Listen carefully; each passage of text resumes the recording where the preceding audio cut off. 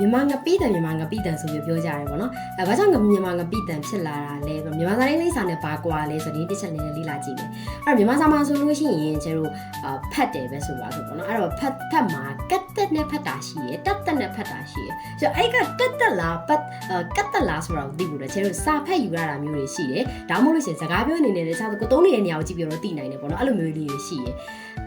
ဒီတိုင်းကြရင်ဖတ်တီးလို့ပြောရုံနဲ့သူဒီစာဖတ်နေရလားလူဖတ်နေရလားဆိုမသိနိုင်ဘူး။ဘာကြောင့်လဲဆိုကိုယ့်ရဲ့အတန်အတွက်ဒီသူကကတ်သက်ဆိုရင်ကတ်သက်တက်ဆိုရင်တက်ကိုပြီးမဲ့ထွက်မနေဘူး။ဖတ်ဆိုဖတ်ပြီးရှေ့ကဒီဖောက်ထုတ်တန်ကိုပဲထွက်သွားတာပေါ့နော်။ဒါပေမဲ့ဒီအင်္ဂလိပ်စာမှာကျတော့အဲ့လိုမဟုတ်အနောက်ကထွက်တဲ့အတန်တွေကိုအရင်ဖိပြောထွက်တာမျိုးတွေရှိတယ်။တချို့စကားလုံးတွေတော်တော်များများပါပဲအဲ့လိုမျိုးဖိပြောထွက်တယ်။ဆိုတော့နောက်တန်ကိုပြီးမဲ့ထွက်တဲ့အတွက်ကြောင့်မို့လို့သူတို့ဒီဘာများသွားတော့ link ဆောင်များသွားတယ်။အဲ့ဒါကိုကျွန်တော်တို့ကဒီ English level တစ်ခုရောက်လာတဲ့အခါမျိုးမှာဒီတခြားတော့ပေါ့နော်ဆိုပါတော့တခြားနိုင်ငံကThailand နဲ့ဖြစ်တယ် Korean Japanese ဖြစ်မှာပေါ့နော်အဲ့ဒီကနိုင်ငံကသူတွေအင်္ဂလိပ်စကားပြောတာကိုကိုဒီကောင်းကောင်းနားလဲနေမယ်ဒါပေမဲ့ native နဲ့တွေ့ပြီဆိုလို့ရှိရင်ငါတလောက်တော့နားလဲပါတယ်ဘာလို့ तू ပြောတယ်ဘာလို့နားလဲမလဲအောင်ဆိုတော့အဲ့လို feeling မျိုးကိုပေးနိုင်တယ်ဘာကြောင့်လဲဆိုတော့ native ဒီ link ကအရန်များတယ် link တွေတခုနဲ့တခုအရန်ချိတ်တယ်ဒါကြောင့်မို့လို့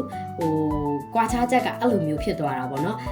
link sound တွေကိုတော်တော်များများလေးလိလာမိသွားတယ်ဆိုလို့ရှိရင် native နဲ့စကားပြောတဲ့အခါမှာတော်လေးကိုပဲ